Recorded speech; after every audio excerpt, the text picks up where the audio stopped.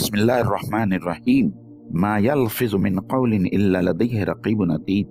यानी इंसान की ज़बान से कोई लफ्ज़ नहीं निकलता मगर ये कि एक फ़रिश्ता मौजूद होता है जो उसे महफूज कर लेता है या रिकॉर्ड कर लेता है।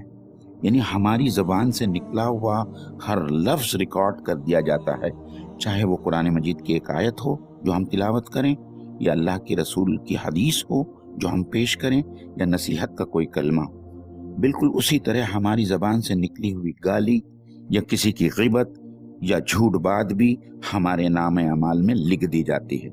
ज़रा सोचिए तो सही कि अपनी ज़बान को हरकत देते वक्त हमें किस कदर मोहतात रहना चाहिए। अल्लाह के रसूल सल्लल्लाहु अलैहि वसल्लम के कौल के मुताबिक बहुत सारे इंसान अपनी ज़बान के गुनाहों की पादाश में जहन्नम में डाल दिए जाएंगे। अल्लाह याज़ बिल्लाह। अल्लाह ताला हमारी हिफाजत फरमाए।